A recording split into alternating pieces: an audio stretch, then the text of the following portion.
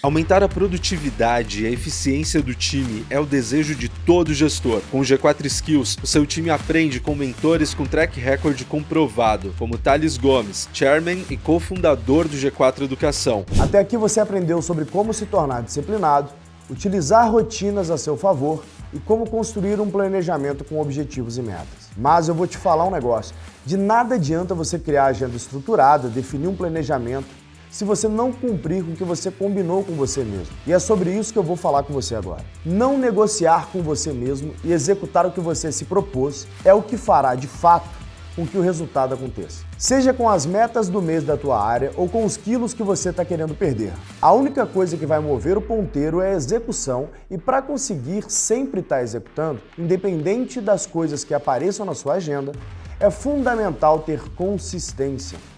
Porque uma coisa eu posso te garantir, vão aparecer imprevistos o tempo todo. E vai ter dia que você vai acordar indisposto. É normal, todo mundo tem dias ruins. Aliás, eu posso te dizer que em 70% dos meus dias eu não acordo necessariamente motivado. Fazer o que você se propôs a fazer em um dia que você acorda bem é fácil. Agora, fazer o que precisa ser feito num dia ruim, meu amigo, como se fosse num dia bom, eu posso te garantir, é muito mais difícil. E é isso que, de fato, vai fazer com que você avance na tua vida. Escaneie o QR Code que está aparecendo aqui na tela para testar gratuitamente o G4 Skills. Ou, se preferir, clique no link na descrição deste episódio para desenvolver o seu time e evoluir os seus resultados. Extremo pessoal e um extremo profissional. E do ponto de vista profissional, para mim foi ter um ex-presidente da República contra o meu sucesso, a minha carreira, ser boicotado de várias formas. Eu sou de Maceió, uma cidade pequena, um estado pequeno, e você de uma hora para outra tem um atrito com um cara que é dono do maior grupo de comunicação do estado, afiliado à Globo, etc, etc. O maior jornal, agregado a isso ter sido presidente da República, e um cara desse fazer tudo para você não prosperar, foi o momento mais extremo da minha vida. Sem dúvida nenhuma. Corretor ruim, esse cara tem que ser detonado do mercado. Agora, corretor bom, ele sobrevive muito. Tanto é que o mesmo Quinto Andar, que no deck de investimento deles buscava substituir o corretor, ele hoje trabalha arduamente para tentar fazer parcerias com imobiliárias, inclusive comprando imobiliárias, como foi o caso da compra da Casa Mineira. Então, quanto mais a gente levantar a régua, melhor é para o nosso consumidor, melhor é para o nosso cliente. E no final das contas, é isso que importa.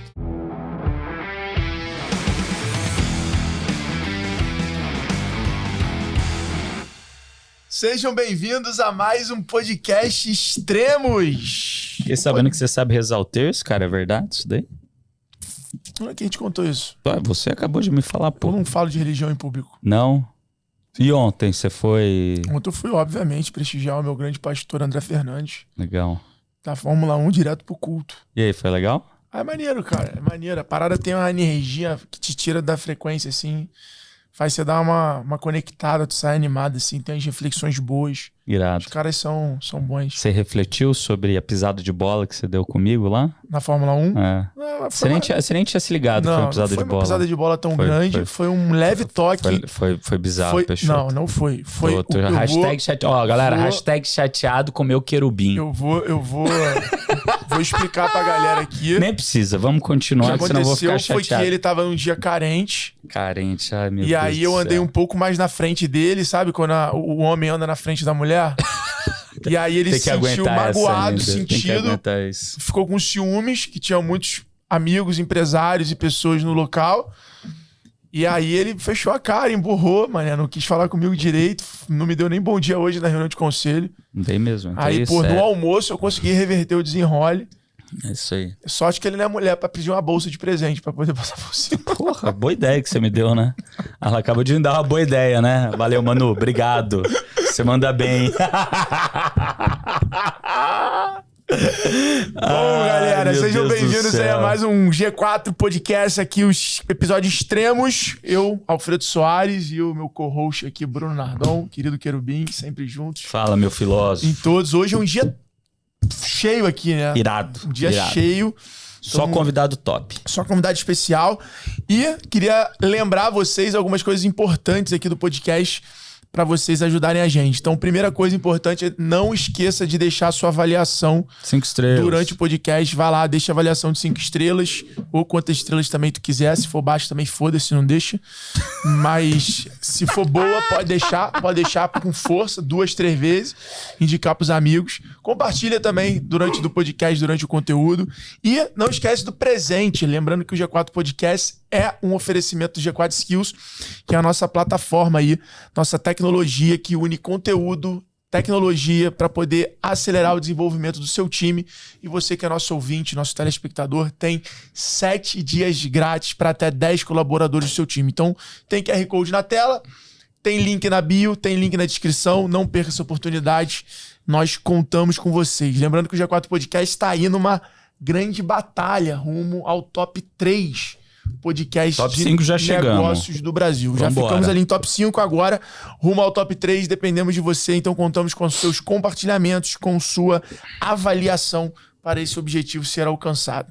Bom, sem muitas delongas, o nosso convidado de hoje, cara, o currículo dele é isso tudo aqui mesmo? É bizarro, cara. Eu fiquei lendo aqui. É o primeiro currículo que vira folha, né?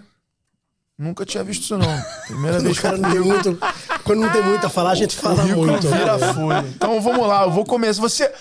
Uma coisa é certa. Você, brasileira, em alguma cidade desse Brasil, já passou por uma loja dele. Com certeza. Isso é um fato. Isso é um fato. Eu não tô vendo o número aqui, mas se eu não me engano, são mais 600. 630. 630 lojas pelo Brasil. Provavelmente você já passou e você vai se lembrar quando eu apresentar a empresa que ele hoje é CEO, tá? Mas antes disso, ele já tem 2 décadas de experiência em liderança de empresas e equipes de alta performance. Autor do livro Excelência para Obstinados. Tem a formação de conselheiro, né, pelo Programa de Desenvolvimento da Fundação Dom Cabral. MBA em Gestão de Franquias. Especialista em Marketing Estratégico da UCAM. Tem as faculdades que eu nem sei o nome. Cândido Mendes, do Rio de Janeiro. Cândido Mendes, do Rio de Janeiro. Já palestrou sobre gestão, carreira, franchise, mercado imobiliário em vários países. Portugal, Espanha, França, Inglaterra, Paraguai, Peru, Bolívia e em praticamente todos os estados brasileiros. É hoje uma referência, uma autoridade do mercado imobiliário do Brasil. O seu pai, né, foi diretor do INSS, contudo... Esse nosso convidado... Tá pegando... Pegaram, nossa, pô. Só que ele nunca se interessou pelo setor público, pô. Ficha corrida. Ainda bem, né? Já foi executivo da TV Gazeta e da Gazeta de Alagoas, afiliada da TV Globo no estado. Tem 3 filhos, uma máquina. E esse ano... Ongoing. Esse ano, ele tem ajudado aí a gente aqui no G4 Educação. Fez um dos grandes projetos do ano junto com a gente.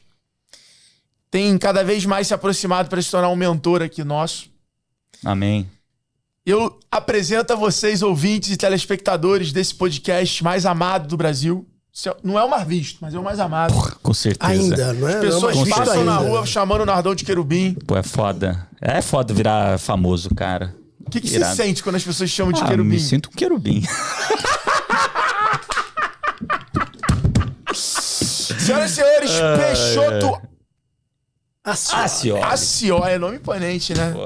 Bem-vindo, CEO da Remax Brasil. Valeu, irmão. Meu grande irmão. Temos uma história muito bacana. Verdade. Muito bacana. O Peixoto me convidou. Vou contar rapidamente nossa história, que é bem legal. Né, pô? Quero saber. Até eu tô curioso agora. Peixoto me acompanhava já nas redes sociais. E aí ele me convidou para escrever o prefácio do livro dele. Irado. E aí eu escrevi o prefácio do livro dele. A gente foi se conhecer alguns meses depois, na festa do Paulinho, da Dax. Verdade. Rodrigo falando muito do você. Rodrigo falando muito, Rodrigo Albuquerque, que eu conheci num casamento de um amigo meu. E a gente se tornou parceiro. E aí a gente ficou de almoçar, e almoçamos, e saiu muita ideia legal do almoço. E aí acabou que ele me convidou para fazer um desafio que eu adoro, que é ser advisor da Remax.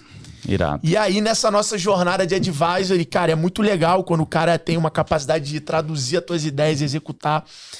E ele tem essa característica, e tem um time na Remax Brasil muito aberto a novas ideias e muito hustler de execução. E aí a gente foi bolando várias coisas juntos. E, cara, quando a gente tá junto, né, Peixoto? A gente tenta até mudar pra ver se diminui o número de ideia, né? Já foi almoço, jantar, café da manhã.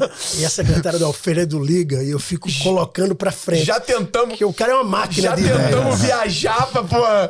E aí, cara, a gente começou um projeto super bacana e hoje somos, além de tudo, grandes amigos. Tamo juntasso. Beleza. Obrigado aí por estar vindo aqui no Extremos gravar junto. E por tudo que a Remax está abrindo de oportunidade pro G4 nesse universo imobiliário também, que eu tenho certeza que é só o começo. Hoje já são quantas pessoas franqueados formados pelo G4 da Remax? Formados exatamente, eu acho que uns 25. E a gente tem 100... inscritos no G4 Traction e de fato, uma das coisas mais bacanas que aconteceu com a Remax no Brasil foi ter essa parceria, porque antes de franqueado o cara é empresário, antes de franqueado o cara é um executivo. Antes do mercado imobiliário ele tem que ser bom gestor independente. E vocês tem que ter acesso a esse conhecimento. Vieram para, de fato, resolver uma lacuna muito importante na vida desses caras. Obrigado a vocês pelo que vocês vêm fazendo pelos empresários do Brasil. Antes da gente abrir, já nesse momento merchan, que virou... Falar a verdade, eu falo que eu sou um péssimo vendedor, Nardon. Só que é o seguinte, quando eu gosto de uma coisa, eu falo muito dessa coisa. Então, o G4 é hoje um xodó que eu tenho. Porque, de fato, você vê aqui, a aplicação é imediata, faz a diferença para o empresário. Isso é fundamental e todo mundo deveria passar pelo G4, sinceramente. Grato. Animal. Eu queria saber isso, assim, a Remax já é hoje uma das plataformas de educação. Quando você olha para o business da Remax, o business dela é preparar o empresário, é preparar o corretor, é preparar o franqueado. Né? Não é um business de vender imóvel da Remax Brasil, a franqueadora. Então você já tem muito conhecimento, já tem ferramenta online, já tem conteúdo, imersão, já tem tudo de vocês. Queria que você explicasse essa diferença do cara. Para quem tá assistindo a gente, que é dono de uma franquia, é franqueador, da diferença do que te brilhou os olhos de falar assim, cara, eu já ensino meu franqueado, eu já treino ele, mas, cara, complementar essa formação do G4 durante esse processo do cara se tornar um franqueado Remax. A formação de um franqueador normalmente é muito vertical. Então você vai... É claro, eu que sou apaixonado por educação e a Remax, que tem uma característica muito forte nessa área da educação, a gente investe bastante. Então a gente tem universidade online, a gente tem academia Remax, que são os regionais, cada franquia é incentivada a ter escola Remax. Então a gente foca muito nisso, seja no online, seja no presencial. Mas sempre a gente vai... sempre a gente passa... pelas questões mais gerais da parte de gestão, e quando chega no mercado imobiliário, quando chega na área de pessoas, que isso é muito forte na Remax, o grande trabalho do franqueado Remax não é vender imóvel, ele não vende imóvel. O trabalho dele é recrutar um time e fazer com que aquele time tenha autonomia para ter sucesso. Esse é o grande diferencial e esse é a grande sacada da Remax. Então, a gente entra muito no mercado imobiliário, a gente entra muito na parte de recrutamento, de liderança. E o que a G4 complementa para a gente? O G4 ele dá para a gente, sinceramente, aquilo que falta, de uma maneira geral, numa franqueadora, que é criar e formar empresários. Então a gente passa por isso, evidentemente, mas a cada tema que a gente fala 1 hora, você vem num traction aqui e você passa 3 dias falando sobre aquele tema. Então, faz uma diferença muito grande. Animal. E a Remax não é só para dono de imobiliário, corretor, como a galera pensa. A Remax, na verdade, é para qualquer tipo de empresário ou empreendedor que queira ter um negócio e, por acaso, é no mercado imobiliário. Hoje eu estava na formação inicial de franqueados, dando uma palestra, 50 empresários, e parte deles eram empresários que, inclusive, tinham outra franquia, que conheceu a gente na ABF, que é a Associação Brasileira de Franchise, na feira da ABF, que é a maior do mundo, que acontece aqui em São Paulo. Então, ao invés de vender um cookie, ao invés de vender um pastel, o cara vai vender um imóvel que tem um valor agregado muito maior e tem uma margem significativamente maior. Então, é um negócio, para quem gosta de serviço, agrega muito valor. E a gente vem, claro, com todo o know-how para transferir para esses empresários. Muito bom. Quanto que vocês fecharam ano passado aí de valor de venda de imóveis na rede? 8,5, quase 8,5 bi de reais. Pouquinho, hein? Esse ano a gente deve chegar aí a 10 bi. A gente já está em 7,5, 7,800. E os 2 meses são muito impactantes pra gente. Os últimos 2 meses. Porrada, hein? E assim, com vários prêmios aí, né? Conquistar 5 estrelas no Guia de Franquias em 2017, 18, 19, 19, 20, lá do Pequenas Empresas e Grandes Negócios. Então, é uma franqueadora com, né, além de ter um produto muito bom, correta e acertada para quem também quer virar aí um franqueado de vocês. Imagino como que é o processo hoje. Isso daí retrata muito, isso é uma pesquisa feita pela Pequenas Empresas e Grandes Negócios com os franqueados. Então são eles que dão a nota. Que dão uma nota. Então isso retrata. No ano passado a gente também conseguiu as 5 estrelas. E em 2021 a gente foi eleita a melhor franquia do Brasil. Que porrada, cara. Melhor franquia do Brasil pela Pequenas Empresas e Grandes Negócios com apoio da ABF. E, cara, assim... Em 2000 qual? 2020 a gente foi eleita a melhor região do mundo. Ou seja, é um prêmio, digamos assim, vertical, que vem da Remax Internacional, com os 120 países, elege o melhor país do mundo. E 2021 a gente foi eleita a melhor franquia, a marca franqueadora no Brasil. Lá e a sorte já sem dúvida nenhuma. E aí concorre com todo mundo. Aí, bota aí no meu currículo essa aí. Vamos pra cima, vamos pra Marte. Agora ganhar de novo. Elon Musk vai colonizar lá, tem que vender imóvel, pô. Alguém tem que corretar os imóveis de lá, pô. Cara, time de marketing da Remax, vai no Instagram, faz uma foto daquela assim. Queremos o contato da Elon Musk, queremos abrir a primeira filial em Marte. Essa eu quero. Alguém tem o contato? Eu faria uma publicação no jornal O Globo. Por favor, quem tiver o contato do Elon Musk, gostaríamos de abrir uma filial em Marte. Irado. Entendeu porque não dá pra almoçar com esse cara, como advisor? Agora, quando eu chamo com ele, eu digo, eu tenho que ir com a Manu também, porque assim, cada vez que eu sento com ele como advisor nosso, é um caminhão de ideias e... Eu já falei que a gente tem tudo pra ser a maior empresa de mudança do Brasil, pô. Com essa quantidade de corretor e de venda, a gente é a maior empresa de mudança do Brasil. Não, eu já tô com o Hunter é um fato, pô. Procurando um parceiro que atenda o Brasil pra fazer. Você imagina, o cara vai lá, vende um imóvel, compra um imóvel, e inevitavelmente ele vai precisar de uma empresa de mudança. E assim, impressionante, as boas ideias. Eu ainda já falei pra ele uma outra cara. ideia, que é todo imóvel da Remax ter o benefício de já ir com 1 ano de seguro de casa. Porque seguro de casa é barato, tu bota isso no preço. Irado. A gente vai revolucionar essa parada. Anota aí. Estamos, Alfredo. Se você não tá comprando imóvel com alguém da Remax, errou rude, errou feio. Peixoto, saindo um pouco dessa pauta de Remax, indo pro Peixoto. Que a gente já vai voltar pra lá, tá? Qual foi o momento mais extremo da tua vida até hoje? Cara, eu tive... Ou alguns, né? Eu tenho um extremo pessoal e um extremo profissional. O extremo pessoal foi tomar uma decisão sem estar preparado para alguns anos,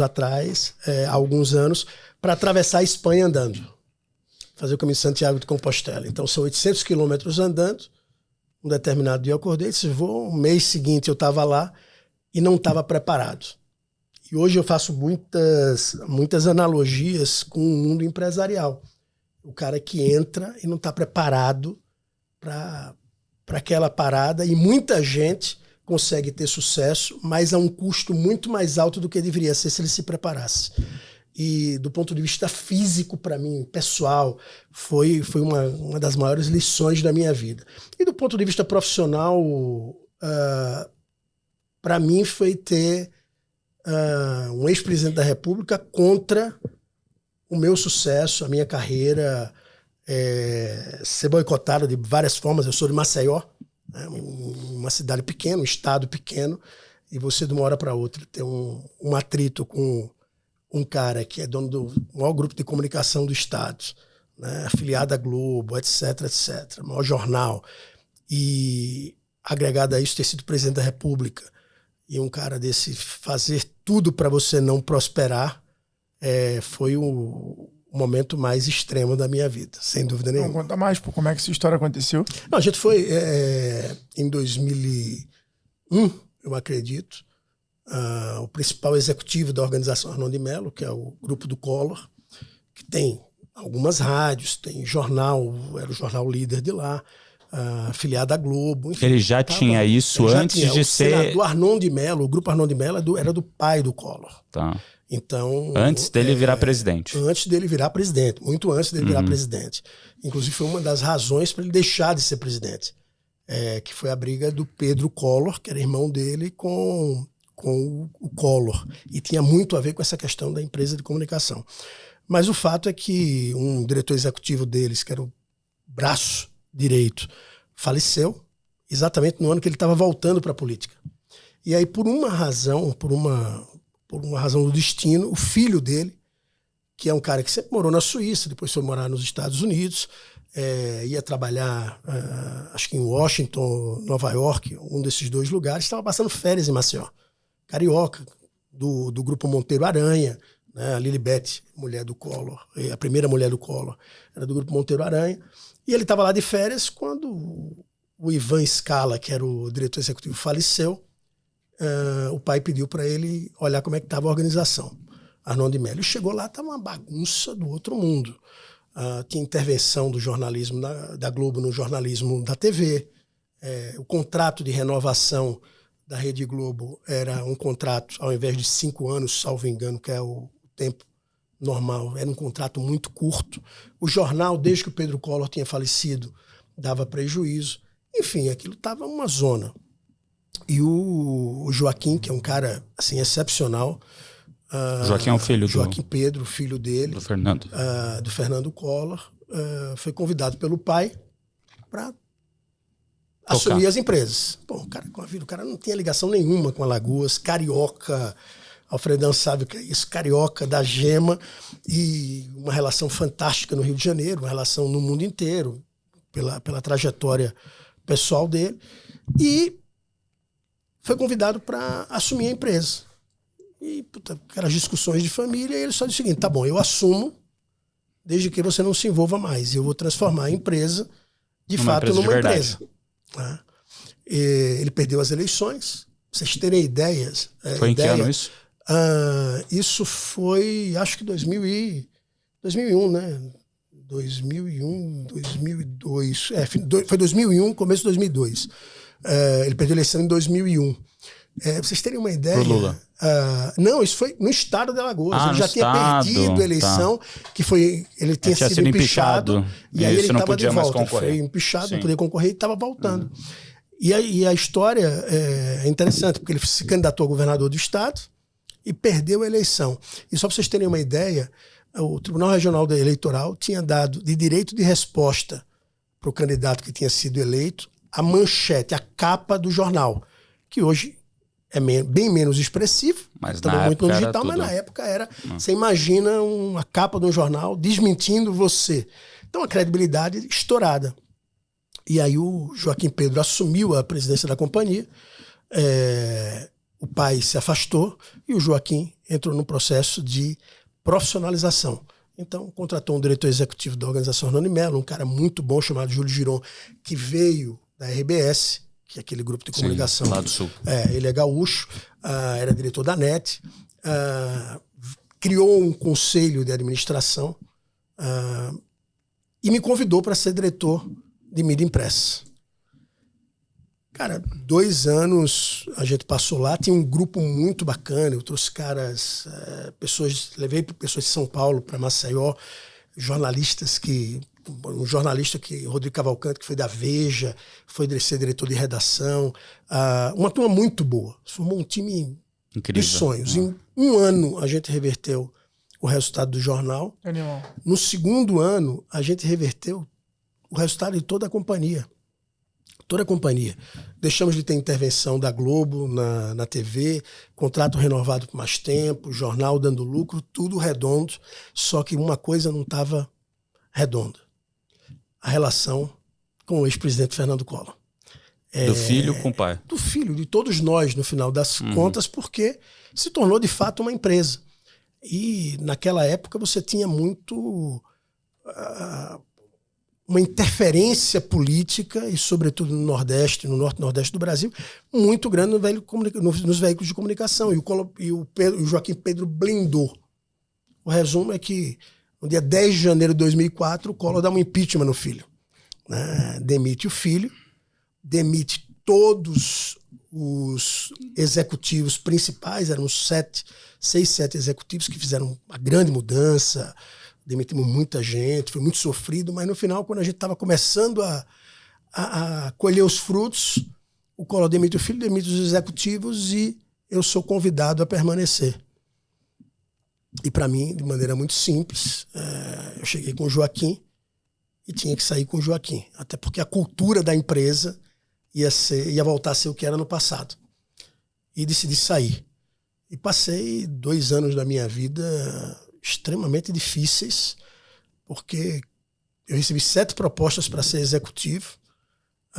O Collor pessoalmente, inclusive uma pessoa colocou no Viva Voz, na hora que o Collor estava no telefone, dizendo, puta, não contrata esse cara que ele é persona non grata. E num estado pequeno você tem um inimigo desse porte é muito grande. Mas até na Remax ele criou problema.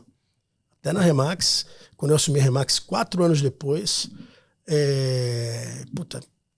problema sério, assim, metendo pau no jornal, e impactava. Quando a gente foi fazer um lançamento lá da franquia, até que eu falei com o Joaquim e disse, pô, Joaquim, o único mal que eu fiz pro seu pai foi ajudar a salvar a empresa dele.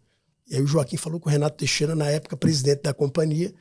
Renato Teixeira? Renato Teixeira, que foi o cara que trouxe a Remax pro Brasil. Não era um músico, caralho, não. Que loucura. E aí as coisas resolveram. O resultado é que hoje, segundo notícias que saíram nos últimos dias, eles estão perdendo o sinal Globo. O jornal, desde muito tempo, não é mais expressivo. Enfim, o grupo está indo para o saco. É o preço da não profissionalização. Mas esse foi o momento mais extremo da minha vida, loucura, certamente. Cara. Imagino que deve ser complicado você ser persona não grata só por não ter aceitado ficar lá, continuar tocando. Num estado pequeno, né? Assim, São Paulo, em São Paulo a gente não liga para política. Se o prefeito entrar aqui no G4, a gente talvez nem saiba quem é o prefeito de São Paulo. Um estado pequeno, tudo gira em torno da política. E você tá contra o fluxo de fato, muito desafiador. Mas tudo passa. Cara, eu quero voltar a um ponto anterior lá, do Caminho de Santiago. Pode voltar, fica à vontade. Fica à vontade, você vai deixar agora? Agora ele tá, você viu? Tá careteando. Só caminharei ao teu lado. Jamais um passo à frente. Segurando o cajado. É chavequeiro demais, meu Deus do céu. Vou cobrar caro isso, viu? Que eu achei que tava cobrando barato. Não, beleza. Tá tudo certo, irmão. Agora você que dá pra cobrar. Reparou a minha fuga no almoço hoje? Estratégica. É? Porra, acho que eu ia gastar 400 conto pra comer salada e carne. Levantei e já meti um compromisso. O cara é foda. Mas vamos lá. Você falou que você foi pro Caminho de Santiago, você acordou do dia pra noite, falou que quero fazer. E você caminhou os 800 quilômetros? Caminhei os 800 quilômetros. Foram em quantos dias? Em 26. Mas não tem média, viu, Nardon? As pessoas me perguntam, em quanto tempo, qual é a média por dia? Cara, teve dia que eu andei 20 quilômetros e estava estourado. E tiveram dias que eu andei 40, 50 quilômetros e estava bem. E você acha que se você soubesse, de fato, né? Eu acredito que assim, todo empreendedor ele tem um pouquinho dessa inocência de que ele acredita que vai dar certo, ele tem a visão, ele toma a decisão e age. Para mim isso é 90% do caminho andado, né? 90% é você tomar a decisão e decidir. Os outros 10% é você de fato passar por isso. Logicamente que a dor, né, o sofrimento, a execução, 99% é você tá lá executando. Mas se você não tivesse tomado a decisão, acordado um dia e falado vou, você não iria. E talvez você falou vou pela inocência de não saber o quão difícil era. Você acha que hoje, se você acordasse amanhã e falasse, pô, vou fazer de novo esse caminho, você faria? Cara, é assim, é como uma empresa. E a gente escuta, porque eu li, não tinha internet na época, tinha... Que ano que foi? 27, 27, não, em 2000. Exatamente no ano 2000, 23 anos atrás. Mas eu nunca fui desportista, nunca fui. Agora eu vou começar a ser, sendo modelado aqui por vocês. Eu já tô na academia, pegando pesado, Alfredão. Pô, vocês estão fazendo a diferença. Mas o fato é assim, tinha em livros, tinha em pesquisas que eu fiz, nas palestras que eu ia durante 60 dias, eu consumi muito material, falando que era duro, falando que tinha que se preparar, como nas organizações. Todo mundo fala, ser empreendedor não é fácil, mas você não está sentindo aquilo. Quando você vai, você chega lá, você começa a andar, e tudo aquilo que você ouviu é verdade, você fala, nossa senhora, vai ser sofrido. Mas essa determinação de onde eu quero chegar foi que fez a diferença. Ter muito tesão, muito desejo de fazer alguma coisa. E foi isso que eu fiz. O meu tesão, o meu desejo era chegar em Santiago de Compostela de um jeito ou de outro. E quando eu falo de um jeito ou de outro, andando, mas sem uma perna, sem um braço, andando. Eu tinha que chegar lá e foi muito sofrido. Mas cada vez que era sofrido, cada dificuldade que eu tinha, cada problema que eu enfrentava, eu olhava Santiago e falava, eu tenho que cumprir. Você foi sozinho? Então, esse é um outro ponto. Eu tomei a decisão de, no mês de abril, porque é muito frio na região. E eu queria fazer o Caminho de Santiago sozinho. Eu queria, estava numa pegada de reflexão, numa pegada do que é que eu vou fazer da minha vida e tal. Mas assim como na vida, o Caminho de Santiago também ele dá umas lições. E já no primeiro dia eu conheci um austríaco que se tornou um grande amigo. Aliás, em julho agora de 2023 eu estava na Áustria, na casa dele. Tirado. Com a família dele, tem 3 filhas lindas. Então, eu queria fazer sozinho, Bruno, mas terminei fazendo o caminho todo acompanhado desse cara. E quando eu falo acompanhado, é o seguinte, dormindo no mesmo albergue. Porque as caminhadas são longas, ele era um cara que tinha sido do exército austríaco, tinha uma formação, uma estrutura física infinitamente melhor que a minha, então ele fazia o que o Alfredo fez com você ontem. Ele estava andando sempre na frente, não podia perder essa oportunidade, né, Alfredo? Ele estava sempre na frente e eu sempre atrás. Mas à noite a gente parava para tomar um vinho, conversava, e foi uma das grandes surpresas da minha vida. Respondendo a pergunta, sim, eu faria novamente. Mas eu treinaria muito mais antes de ir. Mas você acha que se você fosse treinar para ir, você ficaria postergando esse treinamento em vez de simplesmente tomar a decisão e ir? Cara, porque o treinar é uma forma de postergar aquilo que você tem que fazer. Mas assim, vamos lá. Contar qualquer história do presente pro passado é uma delícia. Uhum. Né? Eu venho aqui e falo, às vezes dou palestra, as pessoas pedem para falar sobre esse tema, é mais motivacional. Deus sabe o que eu fiquei lá naquele caminho que rodava na minha cabeça de falar, você tinha que ter se preparado, você tinha que... Então, não é se preparar para virar um super atleta para fazer o caminho, mas é olhar pro relógio, olhar pro cronômetro e fazer, eu estou fazendo isso bem, não está doendo. Eu lembro que eu vim para São Paulo para comprar os equipamentos, porque lá em Maceió não tinha. Comprei a melhor bota, comprei tudo que era de melhor, eu comprei na melhor capa, tudo. E o cara só me falou uma coisa: tem que amaciar a bota, porque senão você vai ter problema. Beleza, cheguei em Maceió, durante 3 dias, 2, 3 dias, eu andei na praia com a bota. Quando eu vi que ela estava meio suja da areia da praia, eu disse, já está amaciada. A bota, que era algo extremamente... que era para ser minha maior aliada, foi minha maior inimiga. Então, assim, você pode ter a melhor ferramenta, você pode ter tudo. Se você não usar direito, e eu estou falando no meu caso na caminhada, mas serve para a vida, isso gera um problema muito grande. Então, você não precisa ser o perfeito. Você não precisa estar... Mas você tem que estar... preparado. Se você ficar pensando... E você pensou em desistir ou não? Se você ficar pensando, você não faz. Perfeito. Eu acho que empreendedor é muito isso. Mas você também ir na porrada sem preparação nenhuma, você toma na cabeça. Não tem jeito. Cara, essas perguntas sempre me fazem. Você pensou em desistir? Eu sofri muito no caminho. Eu tive momentos que eu tive que jogar minha bota fora.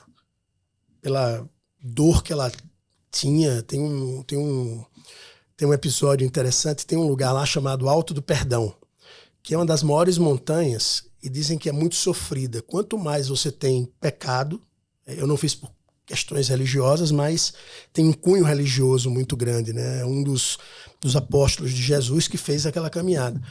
E isso, quando você tem muito pecado, você sofre muito.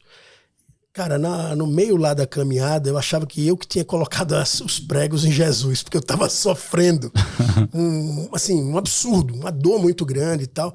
E é uma viagem tão grande, Bruno, que eu lembro que tinha um gaúcho que eu tinha conhecido no dia anterior.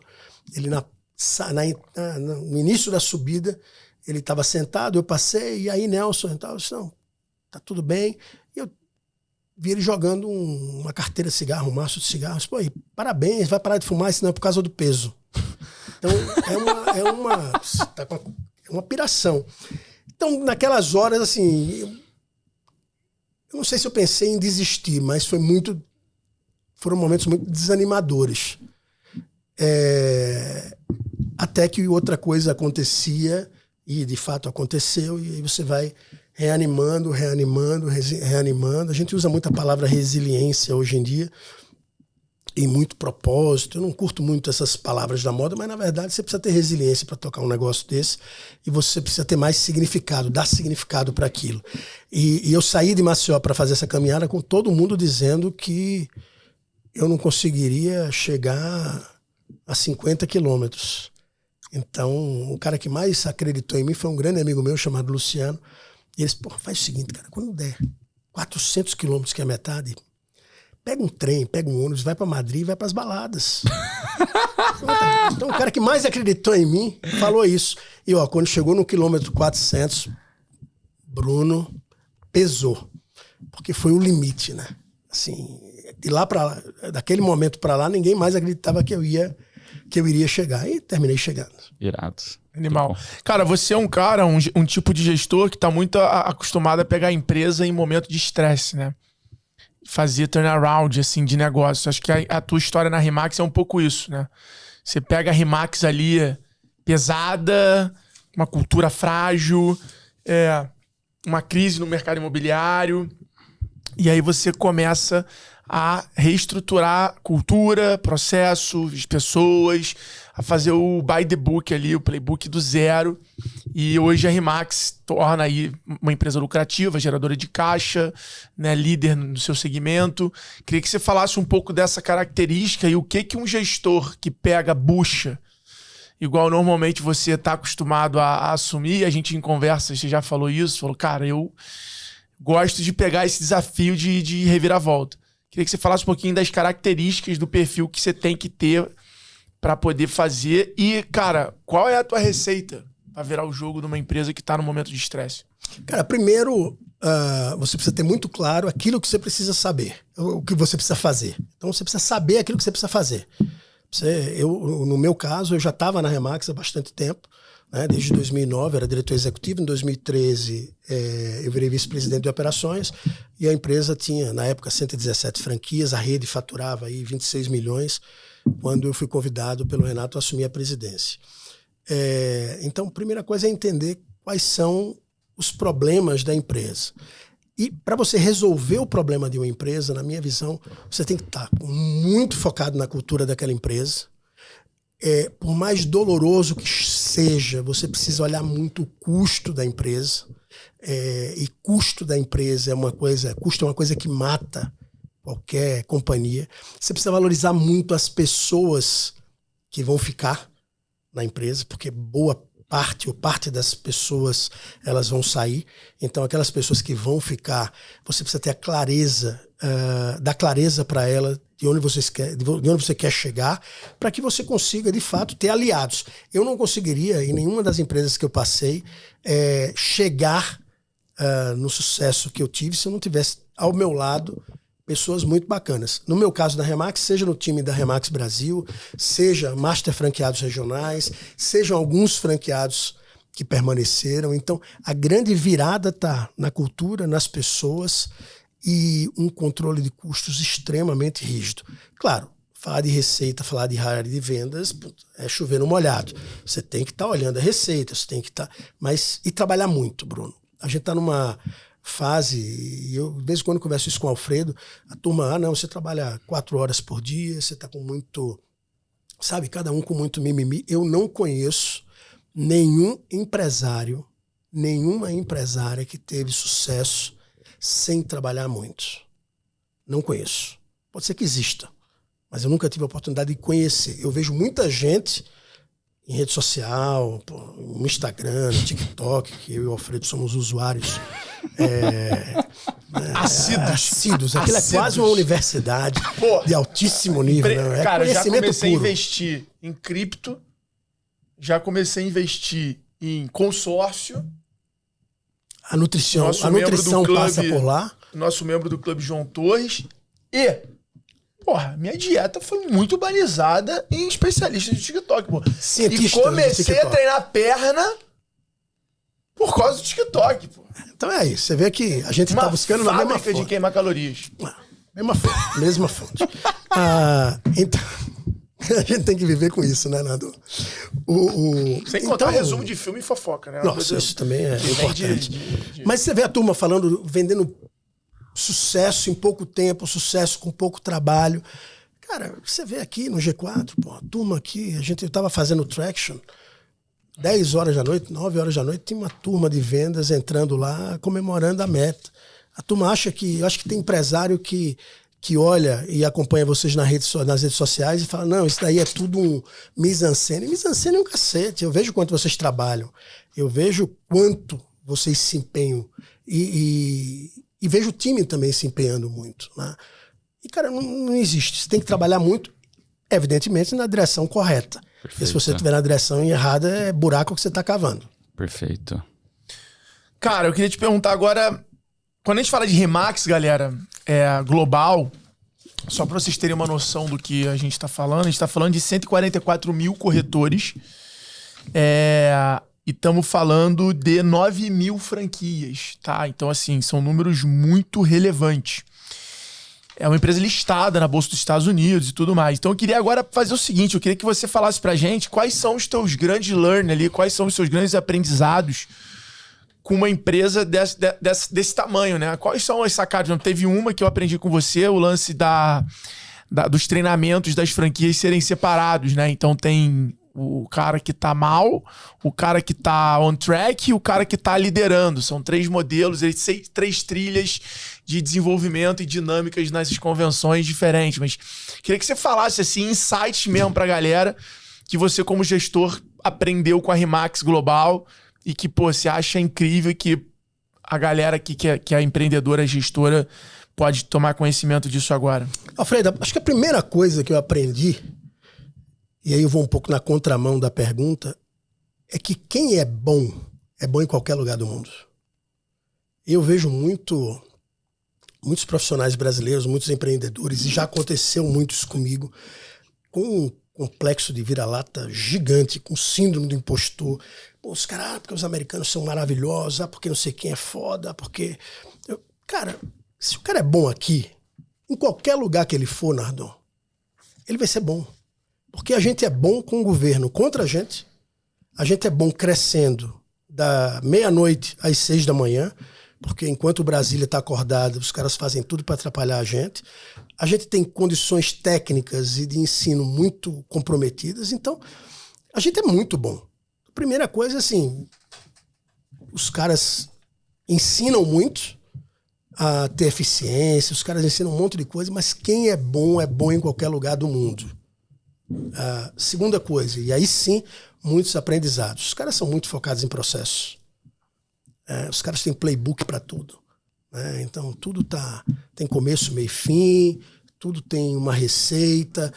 Quando não é a receita vai mudar.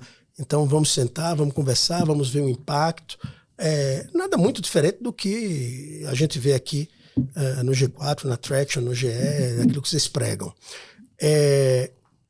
Pensam muito grande. Essa é uma outra característica dos americanos. Eles pensam muito grande. Imagine vocês que algumas décadas atrás, a Remax foi iniciada em 1973, indo pela contramão do mercado, valorizando o corretor de imóveis. E em um determinado momento, o fundador olhou o mapa mundo e disse, agora eu vou colocar balão em todos os lugares, e a gente está em 120 países. Essa, entre aspas, megalomania do americano é algo fantástico, porque a gente começa, boa parte dos empresários falando das limitações. Os caras não falam limitação, os caras falam que eles querem chegar e ficam buscando ferramentas e possibilidades para conseguir alcançar aquilo lá. E gestão muito em dados. O tempo todo os caras estão focados nos dados, em dashboards, e essa é uma dinâmica bastante diferente no Brasil. E planejamento. A gente tem, por exemplo, um evento que a gente faz com todos os franqueados, que é o Summit, e que a gente vai fazer agora no mês nesse mês agora, no final do mês. Pô, a gente para a rede inteira para planejar, seja o regional, seja o franqueado, seja o corretor. Isso não é comum nas empresas americanas. Nas empresas brasileiras. Isso é muito comum nas empresas americanas. E aí você tem um segundo desafio, que é executar o planejamento. Mas se você não planejar... Qualquer caminho serve. Você não sabe para onde você vai. Você pega uma autoestrada sem olhar uma placa e sem ter o Waze ligado, sem nada. Então você fica Acho que é importante esse disclaimer aqui pra galera que planejar não significa que você determine onde você quer chegar, mas sim o como você vai chegar. Né? Porque as condições satisfatórias, essas premissas decididas são mais importantes do que o lugar onde você vai chegar. E nem só isso, né? É o que você vai fazer, o que você não vai fazer. É isso, é isso. Mas é o meio. O planejamento é o meio, não é tipo, ano que vem eu quero faturar 100 milhões. Não, o planejamento é, cara, vamos faturar 100 milhões assim, preservando isso, mantendo essa margem com essas premissas, sem aumentar a headcount. Então é você realmente ter previsibilidade, você colocar as cartas na mesa, até fazendo uma analogia, mas é igual jogar sinuca profissional e a sinuca amadora. Tu sabe qual é a diferença? Isso eu quero saber. Isso eu não sei. Nem eu. Sacanagem. Era só pra ficar um corte bom. Cara, não, mas assim, Alfredo, você tá falando, né? Calma, que quando ele entra nesse isso profundo. Vamos. Tô tentando te deixar mais, tranquilo, tô te acariciando. Deixa eu te falar, na sinuca profissional, você tem que cantar aonde você vai matar a bola. Você tem que falar, você tem que falar, bola cara, 8 bola 8 na 3. caçapa 3, exatamente. Você não é tipo, bati a bola, bateu 3 lá, não. Você tem que falar, cara, essa bola preta eu vou matar ela naquela caçapa. Se ela cair em outra caçapa, você perdeu. Então, essa pra mim é a diferença do negócio com plano, com planejamento estratégico, de um negócio que tem uma visão estratégica. Querer ir pra lá. Ser intencional. Não vai ser por acaso. Essa falha, eu vejo muitos empresários cometendo. Então, o cara acha que tem um planejamento quando ele define de maneira clara onde ele quer chegar. Bom, esse é o primeiro passo. Se você não sabe onde você quer chegar, ferrou. Agora, cada número daquele precisa ter, e vocês dão aula disso, iniciativas estratégicas que façam com que aquele número seja alcançado. Então, e aí eu acho que você falou uma coisa, Nardo, muito bacana. Duas coisas que são inimigos de planejamento. Primeiro, boas ideias. Cara, você faz todo o seu planejamentozinho do ano. O tempo todo, se você está conversando com gente boa, vai trazer boas ideias. E aí você fica o tempo todo mudando a estratégia. E aí você não chega a lugar nenhum. E a segunda coisa é não saber dizer não. Não saber o que falar não. Essas são duas coisas que aconteceram ao longo da minha vida que para mim foram extremamente importantes. Eu, quando assumi a Remax Brasil em 2016,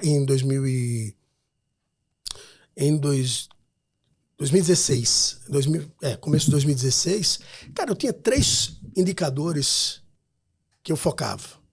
Primeiro, eu precisava de franquias, de venda de franquia, porque eu precisava aumentar a rede. Para eu ter resultado, eu precisava de corretores na rede. E para eu ter corretores, eu precisava de faturamento. Na verdade, não nessa ordem. Primeiro, eu tinha o faturamento. Segundo, para ter o faturamento, eu precisava de corretores e da rede. Eu não estou falando da MX SA, da empresa franqueadora. Eu estou falando da rede, porque os caras precisam ganhar dinheiro. Na hora que eles ganham dinheiro, a gente também ganha dinheiro. É efeito colateral. E, cara, a minha agenda era assim. Vinha alguém querer falar comigo, bacana. Vai impactar qual desses 3 indicadores? Se não impactava um daqueles indicadores, eu não atendia, não conversava e não gastava tempo. Então esse foco, ele é muito importante, né? Muito bom. O que foi o maior erro aí que vocês cometeram nesses primeiros anos e hoje você leva ele com uma lição valiosa? Cara, você compra uma franquia, você está comprando know-how, você está comprando um modelo de negócio, você está comprando o como fazer aquilo, né? E a gente, nos primeiros anos, a gente achava que a gente era mais inteligente do que todo mundo. A gente começou a tropicalizar. E no final das contas... Tropicalizar as metodologias lá de fora para falar, isso não vai funcionar no Brasil. E olha só, tanto a venda, o imóvel imobiliário, o mercado imobiliário é igual em qualquer lugar do mundo. Todo mundo que está comprando um imóvel, ele quer comprar o imóvel pelo melhor preço possível, o melhor imóvel do mundo. O melhor imóvel possível. E todo mundo quer vender pelo melhor preço, o mais rápido possível. Ah, eu não quero vender rápido, então você não quer vender o seu imóvel. Não aconteceu nenhum fato relevante na sua vida que você de fato queira vender aquele imóvel. Tá? Perfeito. E vinha uma metodologia pronta que é líder global e a gente começou a tropicalizar. Esse foi o grande erro nosso. Foi antes de você assumir a presidência. Antes de assumir a presidência, mas eu já estava na Remax. Né? Então eu conversava muito com um VP global, chamado Larry Oberle, foi um grande mentor para mim. Ele falava, pô, vocês estão ajustando aqui, ajustando ali para adaptar e não vai dar certo. E de fato, não deu. Na hora que a gente, em 2016, que eu assumi, e eu falei, pô, vamos seguir ipsis literis exatamente o que os americanos falarem. A gente começou a dar uma virada. E não foi virada no primeiro mês. Né? É um transatlântico. Para pegar a velocidade, amigo, demora um tempo. E aí você tem que as pessoas têm que estar compradas com você, com as suas ideias, porque demorou 1 ano e meio para a turma começar a ver resultados. Se eu não tivesse o conselho de administração do meu lado, o próprio Renato que me nomeou, que me apresentou para o conselho, que bancou uma mudança, que inclusive uma mudança que ia de encontro com muitas coisas que ele fazia como presidente. Quer dizer, ele foi muito humilde, muito consciente, foi o que fez a gente dar essa grande virada. De seguir e ter constância, né? Ter disciplina para acreditar naquilo, e o mercado vai dizer, tá quebrando, e o mercado vai falar, não tá dando certo, mas só você que tá lá dentro. Mas você tem um exemplo assim claro do, putz, era desse jeito, a gente voltou ao que era e não fazia nenhum sentido que a gente tinha tropicalizado? Tem um muito engraçado e tem um menos engraçado. O menos engraçado é que o modelo de comissão, por exemplo, os americanos entendem que qualquer compra ou venda de imóvel tem 2 transações.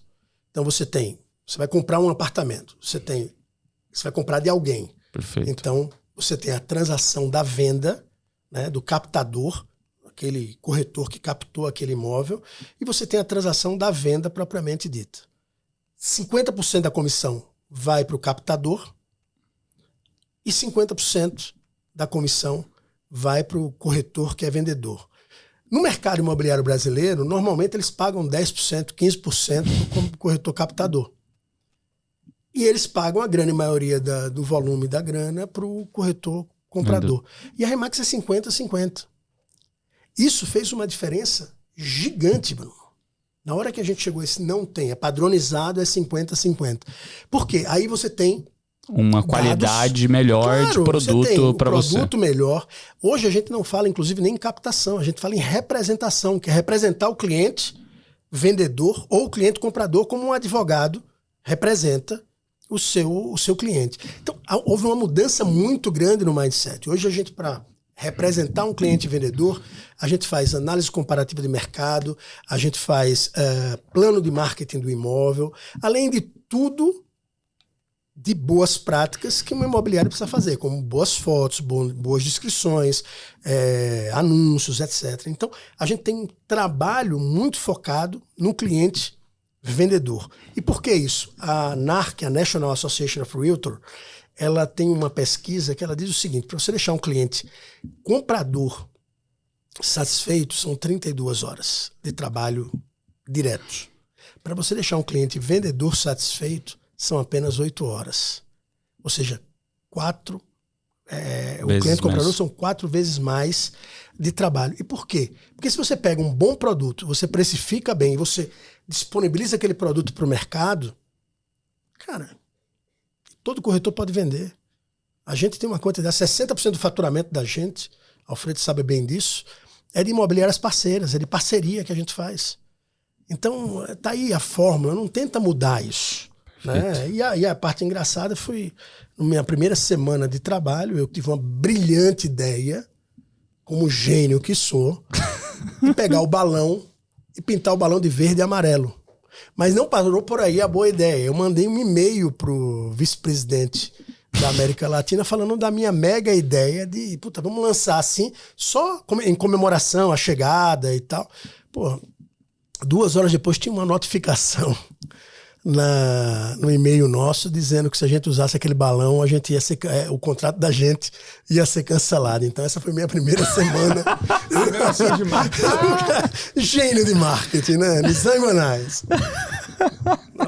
Ia ganhar um Cannes por causa disso. Nossa.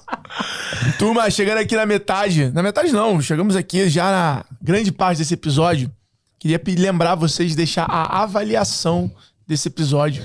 Se você tá curtindo, se você gosta do G4 Podcast, dos extremos, vai aí, deixa 5 estrelas, não?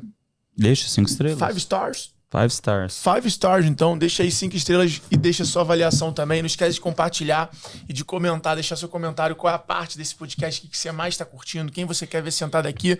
Lembrando que o G4 o Extremos é um podcast que faz parte do hub de podcast de conteúdo chamado G4 Podcast. Então você que quer pegar os melhores cortes, os melhores momentos, segue lá no @G4 Podcast também no Instagram, que tem os melhores cortes, e também tem o nosso perfil do Extremos lá. Então, contamos com vocês rumo ao top 3 de podcast. É isso ou não é? É isso aí. Peixoto, o que faz... Não, calma aí, cara. Tô com um monte de pergunta aqui ainda. Mas eu não... Também... Você quer me interromper assim? Pode ir, não, pode ir. É porque você já vem pra cá, já. Não, então vai lá, então vai. Foi mal. Hoje pegou um voo todo de me acelerei de asas tortas, acelerei. Vai lá. Queria que você falasse assim, você, lidar com dezenas de milhares de corretores. Quais são as características do corretor do futuro? Quais são as características de um corretor de imóveis de alta performance hoje no Brasil? Cara, é a mesma característica para mim de um bom vendedor. Ele precisa ter foco em satisfazer as expectativas do cliente.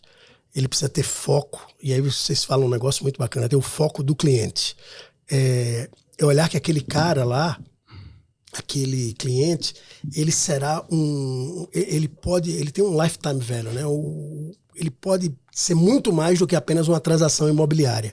Eu tenho alguns amigos que são corretores, tanto aqui no Brasil como fora do Brasil, caras que colocam no bolso. Aqui no Brasil eu tenho um corretor que coloca no bolso 3 milhões de reais por ano. Fora do Brasil eu tenho amigos meus que fazem 1 milhão, 2 milhões de dólares por ano. Aí você pergunta, qual é o segredo? Relacionamento, foco naquele cliente, em resolver aquela dor do cliente. Porque todo mundo que compra imóvel ou vende um imóvel teve um fato relevante importante na vida dela. Fato relevante importante já fica meio complicado. Mas, enfim, tem um fato relevante na vida dela. Então, seja um óbito, seja um nascimento, seja um casamento, seja uma separação. Então, a primeira coisa é entender aquilo ali.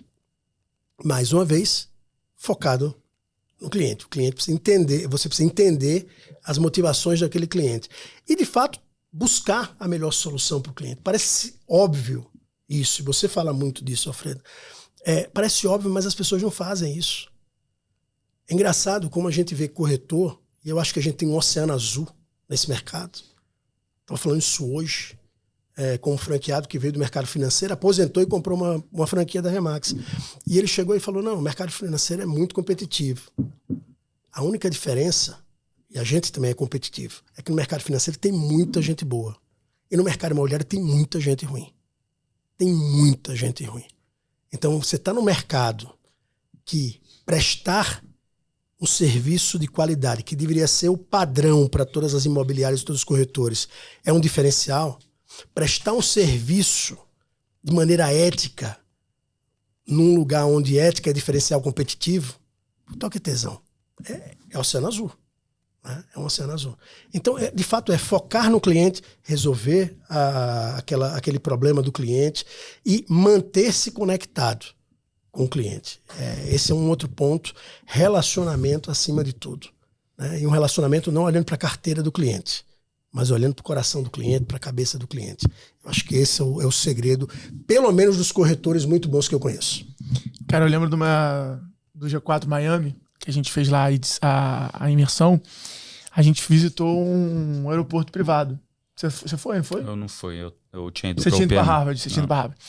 E aí, cara, a gente chegou lá, assim, né, no primeiro galpãozão, no primeiro... Galpão, como é que é o nome? É isso aí. No hangar. E aí tinha um avião, um Gulfstream 750, que é tipo $60 milhões. É o avião mais top do mundo, assim, privado. E era no corretor. Era o maior vendedor de imóveis da Flórida. E aí eu falei, pô, ele tem uma imobiliária? Não, era corretor. Aí o cara, não, ele é corretor. E ele vendeu a casa do Messi, do Jeff Bezos, da Gisele Bündchen. Ele começou a listar os caras ricos que o cara já tinha vendido a casa. Aí eu falei, caralho, meu irmão, cara. E óbvio, né? O modelo tributário dos Estados Unidos permite com que o cara... E aí eu falei assim, porra... Aí o cara virou pra gente e falou assim, e o pior é que quem mais usa o avião são os clientes dele. Irado. O avião é para relacionamento com os clientes. Então, os artistas, os famosos, os jogadores. Então, o cara, pô, começou agora, pô, a entrar no time da NBA. Aí ele fala, pô, pode usar meu avião e tal. Aí ele usa o avião como ferramenta de manter relacionamento com os caras, meio que entregando valor pros caras. Irado. Então, ele falou que, porra, o cara era um fenômeno, assim, na região. Um fenômeno. Não, e é um negócio que você não entra, você não precisa de muita grana para entrar.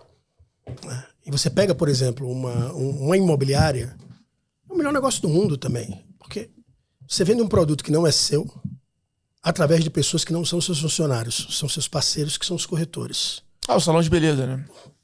A única coisa é que um corte custa 150, 200 reais e a comissão de um imóvel é um pouco mais alta. E como é que funciona a parte de comissão? A gente estava conversando esses dias atrás, precisamente ontem, e você comentou que a comissão da Remax é muito superior ao do mercado. Como é que funciona esse esquema de comissão? Então, basicamente, quando o que é que o Dave Liniger, que fundou a companhia, lá atrás percebeu? Uma coisa que é óbvia pra gente. O dono da imobiliária, ele normalmente era corretor de alguma imobiliária. Começou a ganhar muito dinheiro, ou começou a ganhar algum dinheiro, queria ganhar mais e tinha um teto ali. E o que é que ele faz? Ele sai e monta a sua própria imobiliária. E o pior, ele carrega 2, 3 dos bons corretores, que é com quem ele se relaciona. Perfeito. E deixa aquela turma ruim na imobiliária anterior e começa a ter uma quantidade gigante de problemas. Outra coisa que ele percebeu também, Bruno, é que um bom corretor necessariamente não é um bom dono de imobiliária. Porque são características e qualidades completamente diferentes.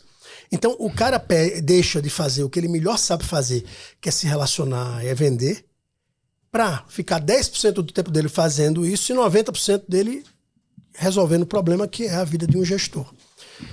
Então, diante dessas duas coisas, ele começou a ver o seguinte, o que é que eu posso montar para reter o cara? E ele criou a Remax, que é Real Estate Máximo. E qual é a base desse negócio? Você imagina um consultório médico. O cara é dono do consultório e ele tem médicos associados que pagam um FII mensal para usar a estrutura. Mesma coisa da Remax. Então, pra você ter uma ideia, no Canadá, a comissão do corretor é 99%. Eu tenho um amigo meu que tem um pouco mais de 1.000 corretores, só que todos os corretores pagam entre $1.000 e $5.000 para ele. Por mês. Por mês. Então, o business é diferente. O modelo de negócio é diferente. O dele é assinatura. Exato, ele faz para servir. É uma plataforma para o corretor trabalhar. Nos Estados Unidos, é 95%.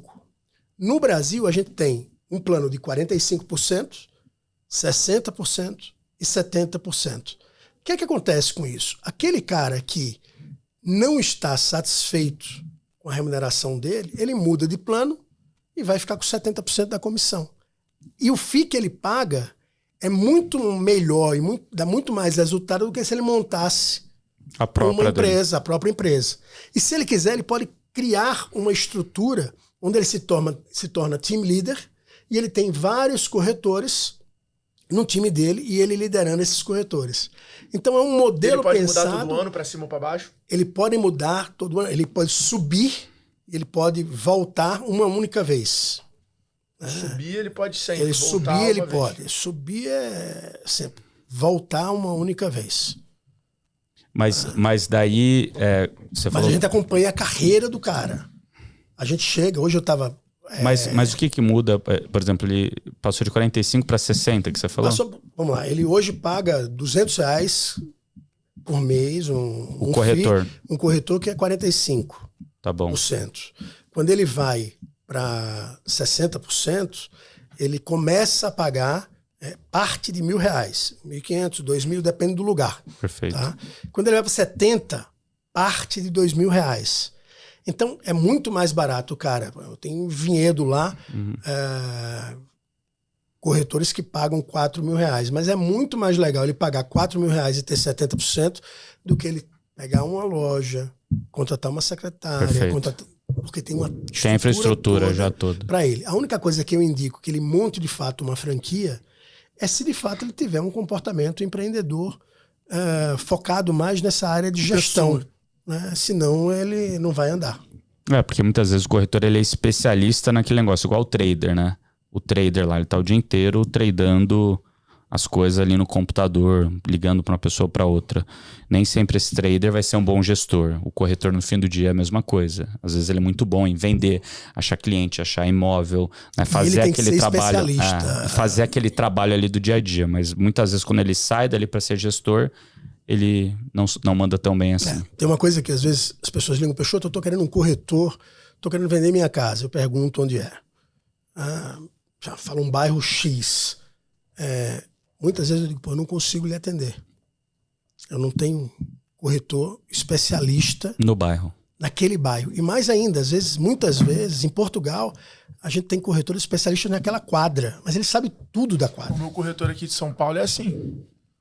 Tem que saber tudo. Não tem como. O Diogo é especialista em Brooklyn e Cidade Jardim ali. E é muita coisa, porque ele não sabe. Ele era Brooklyn, mas ele se mudou para Cidade Jardim aí. Exatamente. Mas assim, ele não sabe. Porque, vamos lá, como é que você fala qual é o valor de um imóvel?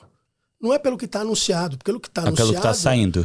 É quanto foi vendido e quanto tempo demorou para vender. Perfeito. Né? É meio óbvio isso, mas as pessoas não vão. Eles colocam o preço de um imóvel, olham lá no Zap, no OLX, 1, 2, 3, no Real imóveis, e tal, e fala, putz, vale tanto. Não vale tanto. Isso aí é o que está sendo pedido. Daí se vai vender ou não, tem uma discrepância muito grande. Então, para isso, você precisa ser muito especialista, conhecer.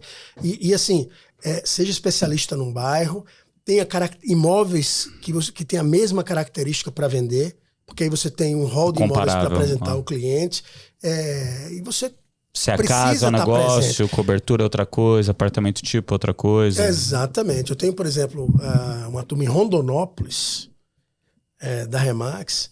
Cara, o corretor, que foi corretor, inclusive, número 1 do Brasil, no ano retrasado, e o número 1 desse ano passado também foi ele.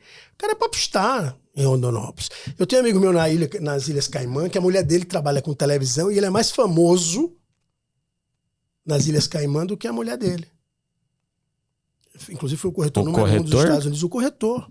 Porque ele está em outdoor, ele está fazendo publicidade em televisão. Nos Estados Unidos isso é muito comum, né? No sul do Brasil ficou meio assim, né? Sul, aqui, hoje em São Paulo começa. A gente tem... outdoor com a foto do cara assim, ó. O dedinho de baixo também. Hang loose. Esse a gente desaconselha. Depende, desaconselha não, porque eu tenho um cara que é o Pio, ele só é chamado pelo apelido dele, que é surfista, tem 3 lojas no Guarujá, um puta relacionamento, e se colocar um blazer no cara não faz sentido, ele só anda com camisa de surfista, ele só anda de bermuda, e o cara fatura pra caramba. Então tem identidade. Identidade de cada um. Regionalização. Muito bom. Cadê teu caminhão de perguntas? Não, era aquela ali que eu queria fazer, pô. Quando tu falou um caminhão, eu falei assim, eu pensei que você já ia pro bate-bola. Não, agora é o bate-bola. Agora? Agora é a hora do bate-bola. Então bate essa bola aí. Não, tem mais uma pergunta antes do bate-bola. O que você acha com a chegada dessas empresas como o Quinto Andar, a Loft, empresas que como é que isso mudou o mercado? Como mudou o mercado, como você vê isso indo pra frente? Cara, primeiro eu achei bárbaro. Eu sou um fã incondicional do Gabriel, que é o CEO do Quinto Andar. eu, inclusive, no Connect Mob desse ano, eu fiz uma palestra lá para 3.000 pessoas e coloquei o case do quinto andar. Pode ficar com raivinha, pode tentar segurar mercado baseado na lei, porque a gente é muito capitalista, todo mundo é livre comércio, mas na hora que começa a morder um pouco, aí o cara vai para o sindicato, vai para o conselho, vai para não sei para onde, para tentar reservar mercado. Então, primeiro, eu acho que os caras entraram, sobretudo o quinto andar, entraram numa lacuna deixada pelo próprio mercado. Primeira coisa. Segunda coisa, quando você pega o deck de investimentos do quinto andar, pelo menos o que eu tive acesso, tem um velhinho lá, um corretor velhinho, e eles falando, a gente vai substituir isso daqui. E nada contra, pessoal, velhinho, nem nada, até porque com essa barba branca, Alfredão, eu tô nessa pegada agora. Mas o fato é, aquele corretor tem que morrer mesmo. Ele tem que sair do mercado, porque ele é um desserviço para a sociedade. Corretor ruim, corretor meio... aquele cara lá esqueci o nome da série, que é o Agostinho Carrara. Sabe aquele... Sim, grande família. Da grande família. Esse cara tem que ser detonado do mercado. Né? Agora, corretor bom, ele sobrevive muito. Tanto é que o mesmo quinto andar, que no deck de investimento deles buscava substituir o corretor, ele hoje trabalha arduamente para tentar fazer parcerias com imobiliárias, inclusive comprando imobiliárias, como foi o caso da compra da Casa Mineira. Então, a questão pessoal do relacionamento é algo extremamente importante. Mas sim, bagunçou o mercado, entre aspas, que para mim foi maravilhoso. Foi maravilhosa a chegada do quinto andar, porque levanta a régua. E quanto mais, do mesmo jeito que a Remax levantou a régua do mercado imobiliário tradicional. Então, quanto mais a gente levantar a régua, melhor é para o nosso consumidor, melhor é para o nosso cliente. E no final das contas, é isso que importa. Perfeito. Eu tive uma experiência não tão boa com o corretor e fiquei meio traumatizado. Não era da Remax, mas... E é a vida como ela é. E sabe qual é o desafio? Nem foi o corretor que me fez a venda. Quem me fez a venda foi um amigo meu que morava no prédio. Me mostrou o prédio, me mostrou tudo, não sei o quê. Ele me avisou, cara, parece que vagou um ou que estão querendo vender um lá naquela torre lá. Eu falei, manda pra mim dele, fala com a corretora aqui. Daí eu falei com a corretora, cheguei na sexta, visitei, gostei de manhã, levei minha esposa à tarde, fiz a proposta na segunda e fechei. Foi assim, no fim de semana que eu fechei o apartamento. Só que, cara, e depois fiz uma TED lá pra ela, um dinheiro. Caramba, cara, dá um vinho pelo menos pro cara que te recomendou, né? Que o cara fez a venda, você não fez nada, né? Nem um vinho deu pro cara. Bicho. Então, das coisas principais é você, por isso que eu falo de posicionamento, que não é num bairro inteiro.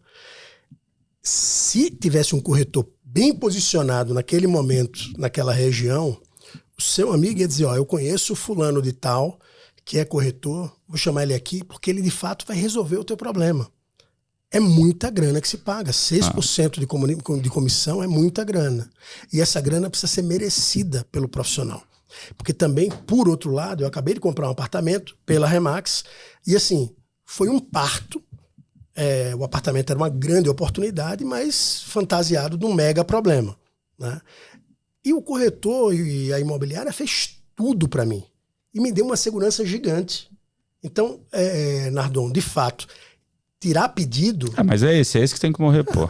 Esse tem que sair fora, não adianta. E ela perdeu uma grande oportunidade perdeu, total. De ter fidelizado você e, sobretudo, fidelizado o seu amigo. Aliás, eu tenho parte dos meus melhores corretores empreendedores associados, eles atuam na região que eles moram.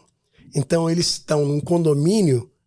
Eu tenho, por exemplo, a Sandra Canelas. Ela mora num condomínio em Vinhedo. Ela que mais vende lá no condomínio. Porque corretor é isso. Cria relacionamento. Apartamentos do meu prédio. Exato. Cria relacionamento. Caramba. O cara se muda. É isso mesmo. O primeiro do que eu moro hoje. Caramba. E do novo, ele já vendeu 7. Caramba. Porque ele tá morando. Então, quando ele vê um empreendimento, um lançamento bom, ele compra o imóvel e vai morar lá. E o cara pode morar em 2, 3 prédios. Vai só pra participar da reunião do condomínio. Isso é relacionamento. O do Brooklyn lá que eu comprei, quando ele viu, ele comprou um também. Irado. Falou, porque, pô, aí eu vou conhecendo a galera, vou pegando contato, e esses caras já a maioria comprou pra vender, ou vai vender em algum momento. Então, pô, só de eu ter o apartamento ali, poder participar da reunião de condomínio. Cara, o G4 Club, quantos negócios são feitos entre entre aquela comunidade, os membros da comunidade? Muitos. Eu fico falando aqui pros franqueados, pô, não vai tudo de uma vez pro Traction, vai aos poucos. Para vocês pegarem, né? Para vocês conhecerem mais gente. Eu tenho uma amiga nossa, que ela é corretora da Cirela, a Paloma. Cara, ela já fez curso no INSPER, de MBA, de investimento imobiliário. Pô, sei lá se ela sabe fazer uma planilha. Não é a praia dela. Ela vai para lá para quê? Para conhecer quem quer fazer investimento imobiliário. E o que ela faz? Ela vende para esses caras. Atenção. Entendeu? Então, assim, ela é uma pessoa que não é da Remax, mas para mim é um puto exemplo. Ela já me vendeu alguns imóveis pela construção de autoridade que ela tem e teve e formou, dando uma boa indicação. E um primo meu eu já indiquei, porque ela pega um apartamento, ó, Peixoto, esse aqui é um apartamento maravilhoso, está sendo vendido no pré-lançamento, ela só vende Cirela, só vende lançamento. E, cara, o retorno, ó, no bairro, ó, quanto era o Cirela do lado, quanto era isso aqui. Pô, você não tem o que discutir, você vai lá e compra. Eu tenho uma visão muito clara que óbvio que em qualquer negócio você tem vários perfis de vendedores diferentes. Você tem um cara mais técnico, você tem um cara mais de relacionamento, o cara engraçado, o cara que tem network, que resolve tudo pra todo mundo, que conecta e tal. Então que gera valor. Mas hoje, quando eu olho pra esse mercado imobiliário, eu vejo, cara, que a marca pessoal do cara... E aí eu não tô querendo botar um estereótipo, sabe? Do tipo, tem que andar com calça de alfaiataria, blazer. Não. Estou falando, dentro da identidade do cara, a identidade do corretor... Se ele é surfista, ele tem que estar de um jeito. É isso. A identidade do corretor é muito importante. Então, as marcas que ele resolve usar de roupa, da mochila, do carro, tudo isso faz parte da principal plataforma de marketing de um corretor. É um fato. São decisões que ele tem que tomar que vão impactar no produto que é ele. O primeiro produto que o corretor vende é ele. É a imagem dele, é o que ele representa, né? Então, acho isso um pilar. O segundo pilar é a autoridade. A autoridade é o quê? É o endosso, é o ciclo social que ele frequenta, o restaurante que ele frequenta, são as coisas que ele gosta. É uma coisa muito importante para o cara ter essa autoridade, né? Aí acho que vem a terceira coisa, é o fato dele ser interessante, né? O fato do engajamento dele. Engajamento é sobre ser mais interessante do que interesseiro. Então, o quanto aquele corretor só quer falar de negócio com você e o quanto aquele corretor te convida para um happy hour, te convida para um jantar, te convida para um almoço. Então, o corretor ele tem que ter uma agenda social, principalmente se tratando lá da venda. Ele tem que ter uma agenda social muito intensa, onde ele tem a agenda dele e onde ele participa de várias agendas para exatamente fazer esse intercâmbio de relacionamento. E a quinta coisa é isso. Os points sociais que ele frequenta são muito importantes porque acaba interessando a tudo, né? Então a barbearia que ele frequenta, a academia que ele frequenta, o clube que ele é sócio, os eventos sociais que ele vai, tudo isso acaba sendo muito importante. Então acho que o vendedor ele é uma ferramenta de marketing muito poderosa para assumir o controle da própria carreira e não ser aquele corretor refém de uma imobiliária, por exemplo. É muito da vida que eu acho. Aí acho que, a questão do conteúdo, da rede social, cara, hoje faz muita diferença. Você pega um corretor, você entra lá no perfil dele, aí o cara tem uma porrada de imóvel catalogado, super bem organizado. Cara, você fica ali, a busca fica prazerosa. Então você acaba ficando viciado em ficar olhando o Instagram do cara. A gente tava procurando o caso, a gente ficava, lembra que o Denis passou o Instagram pra gente? Que, cara, no final do dia. Então, assim, é assim, convicção que eu tô falando agora. O que a Memeia fez no trabalho de conteúdo de rede social, o que vários corretores fizeram nessa produção de conteúdo, do trazer a humanização, do trazer a apresentação do imóvel de uma forma diferente, do usar o Instagram para catalogar o imóvel de uma forma mais segmentada, né? Isso que você falou, hoje é muito comum ver corretor focado em bairro, corretor focado em tipo de imóvel. Isso faz uma diferença muito grande para o corretor realmente se tornar o destino e não simplesmente ser o cara que o teu telefone caiu na mão dele. E acho que ainda existe um mercado gigante do corretor como um agente autônomo da XP, o corretor como um hub de soluções financeiras que envolvam o mundo imobiliário, mas que seja muito mais ampla do que isso. Hoje o corretor é o maior vendedor de financiamento imobiliário. E tem várias formas de você vender aquilo, de você conseguir, de você montar uma proposta que saia mais rápido, que seja melhor, que funcione mais para o teu cliente. Então, acho que o corretor, cada vez menos corretor, cada vez mais consultor de negócios imobiliários, trazendo essa relação e entendendo que a relação dele começa muito antes da pessoa estar precisando ou procurando um imóvel. Então ele tem que investir nessa construção de relação antes. Durante, ele tem que dar disponibilidade, é um jogo de disponibilidade, do pode vir aqui, vamos lá, toma aqui, é um jogo de achar a cadência de atendimento de cada cliente, sem querer vender, mas resolvendo o problema e mostrando a solução. E o pós, eu acho que todos os corretores são fracos. Sim, até um recado pro meu. Acho que o pós... Não, o meu cara é diferente, o meu cara é diferente, Diogão, mas... Todos os corretores, a maioria dos corretores são muito fracos no pós. Ele praticamente acha que a venda dele acaba quando a chave é entregue, quando o imóvel é assinado, e não é. Porra, o cara tá lá fazendo a primeira noite de sono, a primeira semana ali no imóvel, o primeiro mês, o primeiro ano. Então, ele criar essa agenda, esse CRM, mesmo que seja no caderninho de... Botar no Google Agenda, porra, eu vou lembrar esse cara na primeira noite dele, eu vou mandar, porra, uma cesta de café da manhã. No primeiro mês eu vou mandar um kit churrasco. Porra, no primeiro ano eu vou mandar, porra, eu acho que é uma coisa que faz muita diferença pro corretor se manter vivo. Caso do meu corretor já me vendeu 4 imóveis e é muito porque ele tem. Então, porra, ele vê que isso é uma matéria do G4, ele vai lá e comenta, pô, parabéns. Ele tá sempre presente. Ele pega que é final de ano, porra, ele manda uma lembrancinha. Então, ele tá sempre se fazendo presente. Ele tá sendo visto para ser lembrado o tempo todo. Então, pô, eu faço um evento, ele vai lá, porra, vou comprar o ingresso, porra, vou não sei o quê. Ele tá conseguindo sempre criar contexto para se manter presente e querer gerar valor. Acho e a gente tá falando dele aqui no podcast. Não, então mas você é o barão imobiliário de São Paulo. Pequeno ainda. Pequenininho. Tô avançando passo a passo. Só 30 imóveizinhos, só. 23. E é interessante, Alfredo, só isso, só complementando. Coisa. Quando eu comprei esse apartamento, o corretor, e não é porque era eu que era presidente da Remax, é porque ele faz isso com todos os clientes. O cara me mandou um book do que tinha na Redondeza, onde eu posso pedir pão, onde é o restaurante que eu posso frequentar, onde isso, aquilo, outro. Aí o cara me mandou um monte de... Eu desacreditei. Um monte de vouchers. Irado. Do iFood. Puta, eu sei que você tá... E cada voucher é explicável. Eu sei que você vai estar corrido com a mudança e tal, ó. Sei que talvez não esteja o fogão lá, mas ó, tem isso daqui, aproveita aproveita esse voucher para comprar.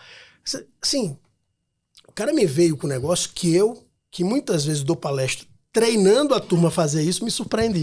Mas eu acho que o corretor, ele acaba tendo um problema, que fica aquela coisa do, isso é responsabilidade da construtora, isso é responsabilidade da imobiliária. É loucura isso. Ele não olha pro ganho dele, e aí eu acho que é uma coisa muito que vem da educação financeira do corretor, que corretor normalmente ele escolhe ser corretor quando ele não tem mais opção, quando ele tá fudido. E aí, todo o dinheiro que ele ganha, ele já, meu irmão, já tomou dívida com o carro, já tomou dívida com a casa, já tomou dívida com uma viagem, já tomou dívida com uma obra. Então fica um ganha-gasta, que o cara acaba não administrando uma receita dele entender que, mesmo ele sendo corretor de uma imobiliária, ele é uma empresa. Então essa empresa, ele tem que investir no branding dele, ele tem que investir no network, ele tem que investir na educação, no desenvolvimento. Ele não pode só depender da empresa. Então ele deveria... Na recomendação. Ele não deve. Ele deveria na recomendação. falar assim, cara, eu faturei R$1 milhão no ano passado. Pô, 5% disso aqui eu vou investir na minha autoridade. Então, porra, 50 mil eu vou investir em academia, vou investir em viagem, em restaurante, em coisas que me, porra, endossam a autoridade, fazer o G4, enfim. Pô, 5% eu vou, que é 850 mil reais, eu vou investir em relacionamento com a minha própria base de clientes, 2%. E ele começar a ter uma noção de negócio para ele entender que aquele faturamento não é para ele ir lá e gastar, é para ele construir o próximo nível dele. Que é o que a gente fala, que é o que a gente tá dando no Summit, que a gente conversa muito sobre isso. Só que falta isso pro corretor, porque eu vejo, o cara vai, ele já, pô, troca de imóvel, aí o cara vai... E eu entendo, por outro lado, o dono da construtora, o dono da imobiliária, de fomentar o cara a fazer isso, porque é óbvio, quanto mais o cara precisa de dinheiro, mais ele vai se dedicar ao trabalho e vai trabalhar na força bruta e não na inteligência. Que é aquele lance que eu falo, trabalhar muito não significa ganhar dinheiro. Trabalhar certo significa ganhar dinheiro. Então, às vezes tu trabalha muito e você tá com a saúde fodida, você perde tua família, você acaba tendo um custo de iFood, de coisa, de comida fora de casa gigante. Ou seja, o custo para você ganhar aquilo não compensa. Claro que não. Você tem que trabalhar certo e trabalhar muito para conseguir. E você bota mais energia e trabalhar muito certo, aí você realmente consegue ter um potencial de ganho ali desproporcional, que é a escala, a verdadeira escala, independente de escalar um negócio ou o teu ganho. Que é isso, é um corretor ganhar $2 milhões por mês. O cara escalou o trabalho dele, pô. De alguma forma o cara escalou. E podemos falar de um cara de luxo, mas, porra, você tem o Ricardo Martins, que é um puta case, e ele escalou vendendo lançamento, porra. Não era nem imóvel pronto. Ele escalou, ele ficou muito conhecido por ser um cara muito forte em venda de lançamento. Então, eu acho que essa questão da educação financeira do corretor faz ele não olhar para o ganho dele como uma fonte de receita que não necessariamente é tudo lucro líquido. E que começa pela forma que ele vê o recebimento. Ele precisa investir nele, ele precisa investir no relacionamento com o cliente dele, ele precisa investir no cliente dele para que gere mais indicação, mais relacionamento. E quando ele joga isso numa janela de 5, 10 anos, ele se torna uma referência para aquele grupo de clientes. E a primeira coisa, Alfredo, é a forma que ele vê o faturamento dele. Isso é um problema não só para o corretor, como do empresário de pequeno porte, que ele olha e ele está pensando sempre no mês. Ele sequer olha no ano. Ele pega, ao invés de ele fazer um orçamento anual, ele trabalhar, claro, vendo as características de mercado, sazonalidade. Então, o corretor, ele acha que tem... Alguns corretores acham que tem salário. E, cara, não tem. Às vezes você vai ganhar, vai receber, eu detesto essa palavra ganhar, você vai receber, sei lá, R$70 mil no mês, vai passar 2 meses sem receber essa grana, depois você vai colocar 150 mil, aí vai passar X meses. Então, para você ter previsibilidade, é importante você colocar isso no ano e ver os investimentos que você acabou de fazer, que é o que a gente explica. Então, pra você ter ideia, eu passo 2 dias agora com os corretores, além dos franqueados, em dezembro, 2 dias, só explicando os caras esse planejamento, execução e planejamento financeiro. Sensacional. É bem desafiador. Boa, reta final, batemos aqui 1h30, galera, desse episódio incrível. Espero que vocês tenham Poderia ficar aqui 3 horas, né? Não, o papo tá bom, pô. Muito bom. Não esquece de deixar nossa avaliação aí, que é super importante, 5 estrelas. E também seguir a gente nas redes sociais, @extremos, @G4 Podcast. Aproveitar aí o QR Code na tela, aproveitar aí o link na descrição para vocês aproveitarem o G4 Skills 7 dias grátis. E vamos lá para a reta final. Peixoto, bate bola. Complete a frase. O mundo precisa de... honestidade. Boa. O que você deixou de ser quando cresceu?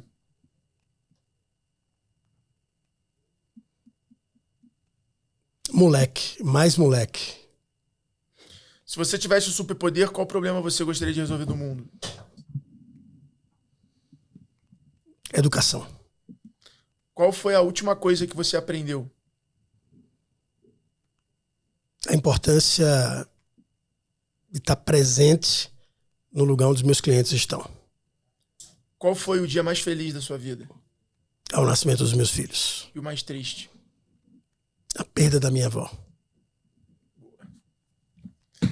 É isso. Galera, pode seguir no Instagram? @Peixoto Ascioli. Boa. @Bruno.Nardon. Você? @Alfredo Soares. Galera, mais um episódio aqui dos Extremos, podcast do G4 Podcast. E é isso, já dei os recados finais. Podcast maravilhoso. Compre imóvel com a Remax sempre que der. A família agradece. E bora trabalhar. Tamo junto e bora vender. Valeu. Até o próximo episódio. Valeu.